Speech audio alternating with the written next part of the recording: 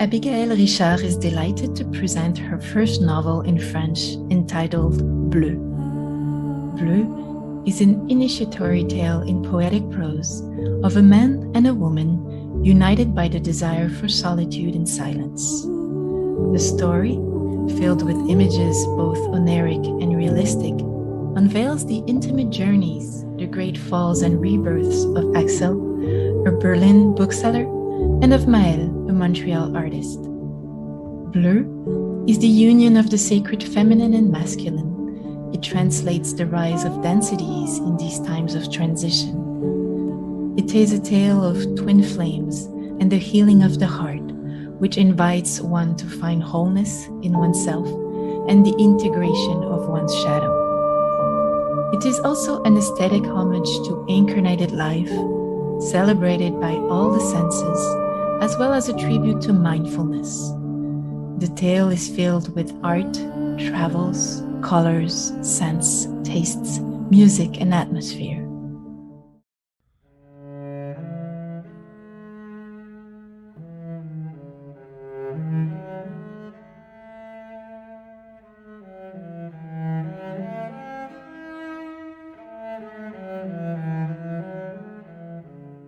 Axel Emanuel slips into his body in Hamburg. His sister Enka steers him in her girlish arms. They vibrate to the sound of their mother's cello. An unbearable current flows through their bodies. The musician with a pale complexion is an austere Dane. Their engineer of a father is a compulsive worker and loves them from the bottom of an armor. Georg is a gingerbread man who tries to bend the knees of his heart as best as he can. In the arms of Enka, Axel calms down in her rounds. Laughing, she brings out sudden joys in her brother's tears. 5 years later, her little girl's eyes are now motionless.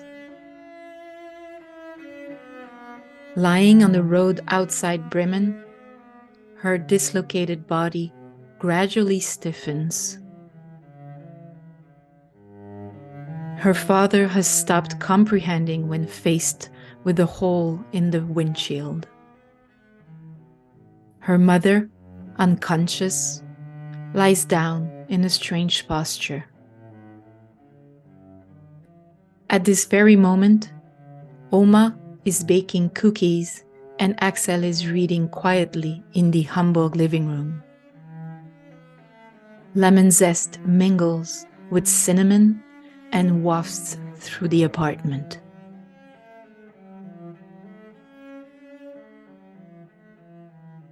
The little girl's eyes offer a dead stare because the driver across the road was rummaging through his glove compartment. Enka has never tolerated those belts she unbuckles. Now free of her entire body, she sees her soul running ahead. Under her closed eyelids, she will stare at the cover of the buried box for a long time. Under the piano of the living room, Axel is 6 years old. Sometimes, in the child's bright path, a sublime death syndrome. I'll make sure to tell him only a hint of it all. Less than the zest in Oma's cookies. They never address what he senses. Sure, they tell him about his sister's flight to their grandfather's heaven, but as if talking about bad weather or a troublesome neighbor. Then, the subject turns into a slab of living pain, something that one evades so as not to slip on oneself. Not a word about the silences that stain the parents' bedroom. His father blames himself for not having prevented it at all. His mother is a moving coma, a woman not fully recovered from her death in that of her child. As it is always the other's fault, their relationship also occupies one of these wooden boxes she now lies in. With time, their hearts shrivel like an old party balloon. They don't want any more of these children that are ejected by cars.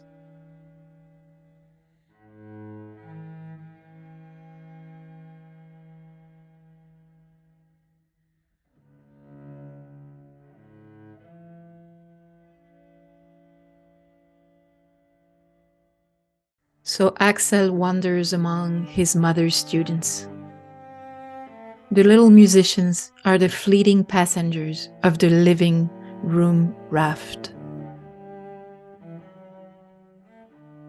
The smell of books and beeswax are his only gasps of warm air under the familial iceberg. He observes in withdrawal these people who love each other in the codependency of falls. He no longer sees kisses placed on the curve of a neck, like when his mother used to peel apples. Adults faithfully present in duty and firmly disunited in the passion of a loss. One day, Axel takes words as hostages. He gags them and hangs them like thugs in a closet of silence. He renounces to hanging out with traitors. At home, he will keep silent for 6 months. Then, after that, just enough to say. At school, he answers with a white voice because he knows how to obey. But at home, it's over. Axel is an anorexic of words, a faster of love absent from itself, a love that insults the intelligence of the heart. His mother relieves the distress of her son as one throws coins to a beggar. The fear of being swallowed by the greed of dirty hands. Denial is the rape of love. Empathy cannot be taught. Its absence is a serious illness, a handicap of consciousness, a paraplegia of the heart. The denial of his father is the mute adhesion to the absence of a fair glance on the loss of the little one.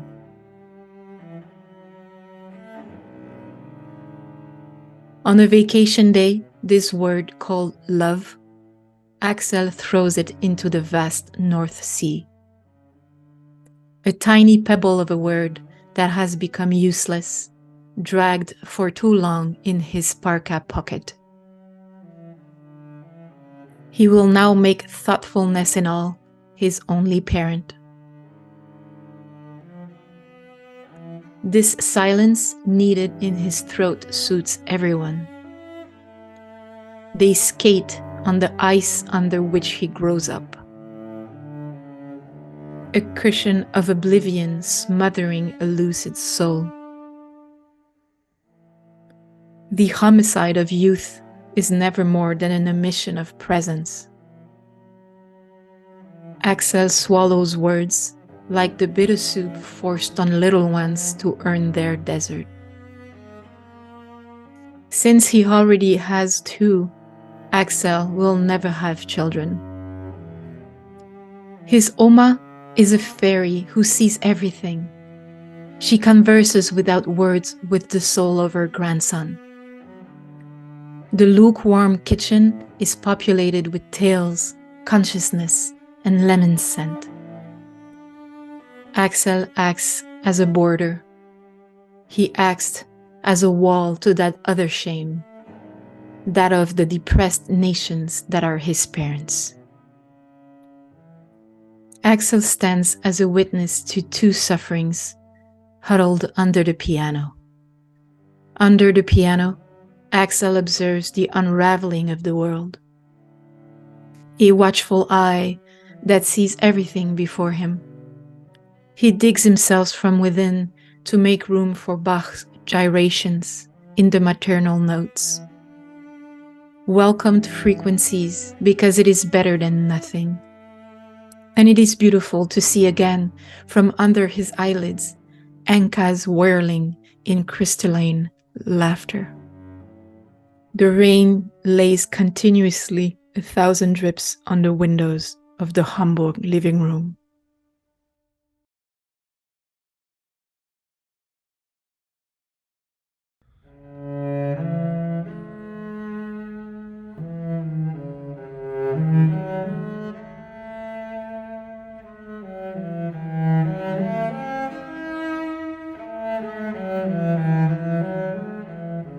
Axel Emmanuel enfile son corps à Hambourg.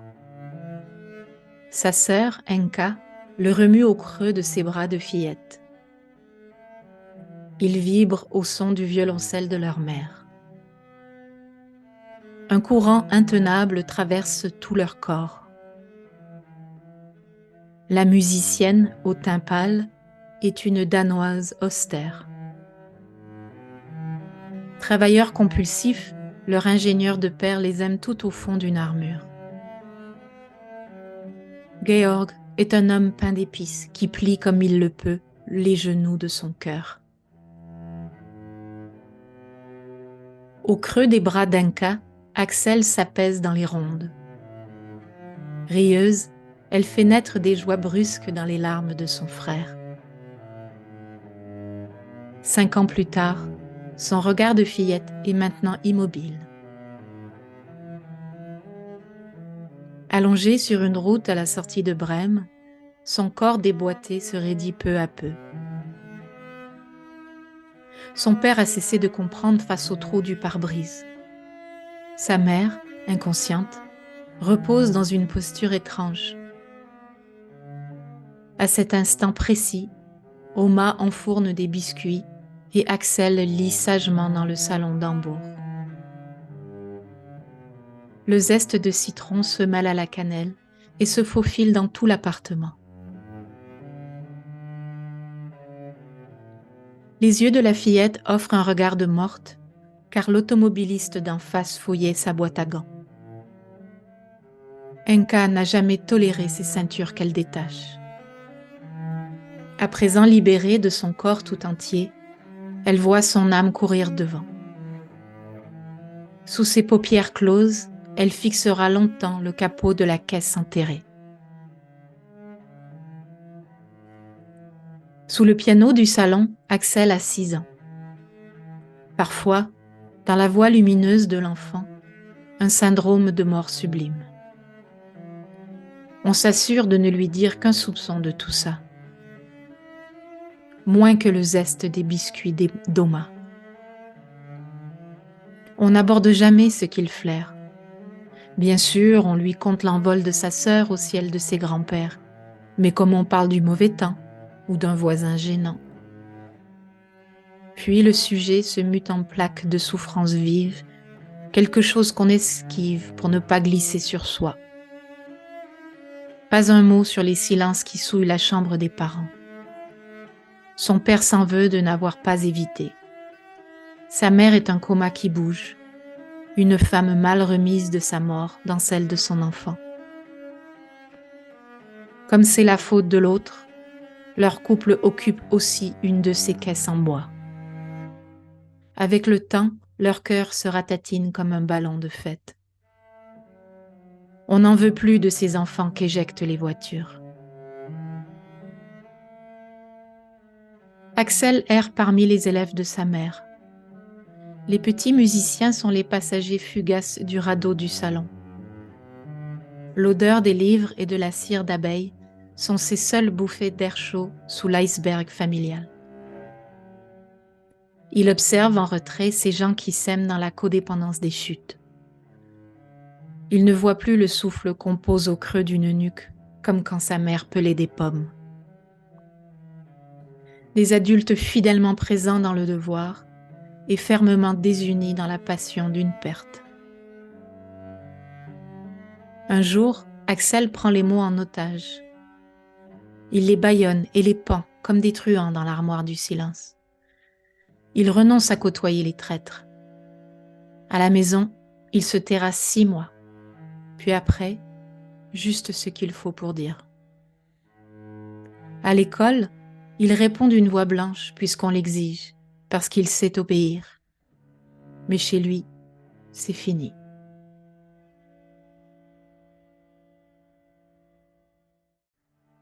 Axel est un anorexique du mot, un jeûneur de l'amour absent de lui-même, celui qui insulte l'intelligence du cœur. Une mère soulage la détresse de son fils comme on jette des pièces à un mendiant. La peur d'être happé par l'avidité des mains sales. Le déni, c'est le viol de l'amour. L'empathie ne s'apprend pas. Son absence est une maladie grave, un handicap de la conscience, une paraplégie du cœur. Le déni de son père est l'adhésion muette à l'absence de regard juste sur la perte du petit. Par un jour de vacances, ce mot appelé amour, Axel le balance dans la vaste mer du Nord. Un tout petit galet devenu inutile, traîné trop longtemps dans sa poche de parka. Il fera maintenant de la prévenance en tout, son unique parent. Ce silence pétri dans sa gorge arrange un peu tout le monde. On patine sur la glace sous laquelle il grandit. Un coussin d'oubli plaqué sur l'âme lucide. L'homicide de l'enfance n'est jamais qu'un oubli de présence. Axel ravale les mots comme les potages amers dont on gave les petits pour gagner le désert. Puisqu'il en a déjà 2, Axel n'aura jamais d'enfant.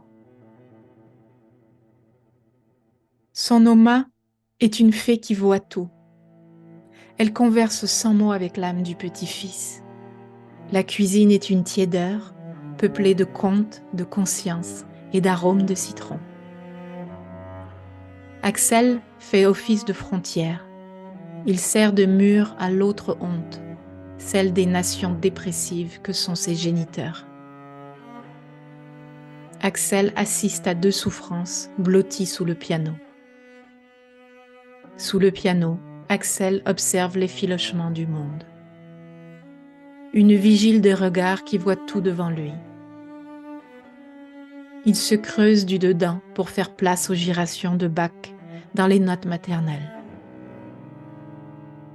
Des fréquences bienvenues, parce que c'est mieux que rien, et que c'est beau de revoir de dessous les paupières le tournoiement d'un cas dans des clochettes de rire. La pluie dépose en continu 1000 coulures aux fenêtres de ce salon d'Hambourg.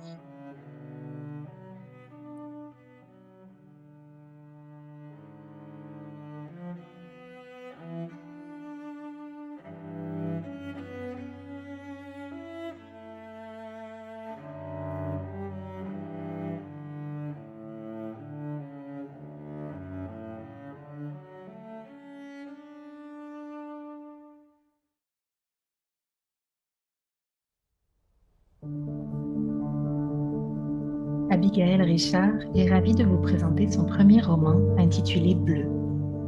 Bleu est un récit initiatique en prose poétique qui met en scène un homme et une femme que le désir de solitude et de silence unit. Le récit, rempli d'images à la fois oniriques et réalistes, dévoile le cheminement intime, les grandes chutes et les envols d'Axel, un libraire berlinois, et de Maëlle, une artiste montréalaise. Bleu est l'union du féminin et du masculin sacré. C'est l'histoire de l'ascension des densités en ces temps de transition. Un conte de flammes jumelles et de guérison du cœur, et invite à trouver la complétude en soi et l'intégration de l'ombre. C'est aussi un hommage d'esthète à la vie incarnée, célébrée par tous les sens, ainsi qu'à la pleine conscience. Le récit est rempli d'art, de voyages, de couleurs, de parfums, de saveurs, de musique et d'ambiance.